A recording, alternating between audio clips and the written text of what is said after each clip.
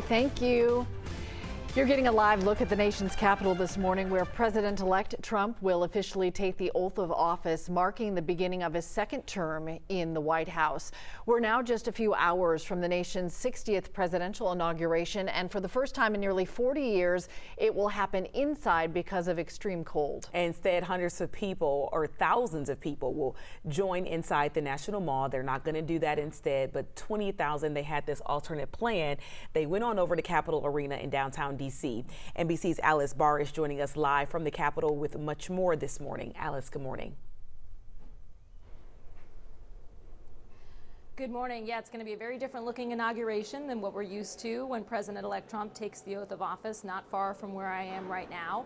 Of course, these changes because of the cold weather have kind of thrown things up in the air in terms of security, in terms of where the hundreds of thousands of people who came to town are going to be able to watch this. We've heard from a number throughout the weekend who are kind of scrambling for alternative plans. But, you know, the unusual path that we're going to see today, I think, is very similar to the unusual path that President-elect Trump has taken to come back into the White House. You look back at everything that's happened over the course of this campaign season, over the course of the past 4 years, and really it seems almost fitting to have, you know, surprises here at the last minute.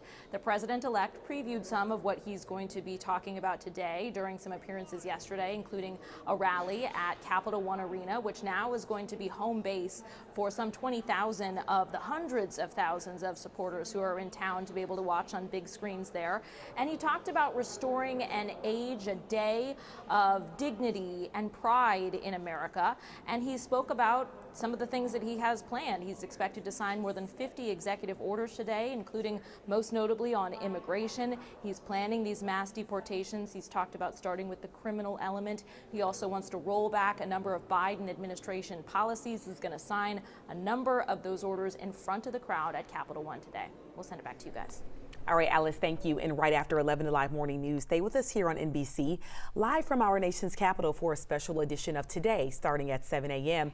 And then beginning at 9 a.m., we will stream coverage from our sister station in DC on 11 Alive Plus. Don't forget, you can download that app for free on your Roku, Fire TV, and Apple TV.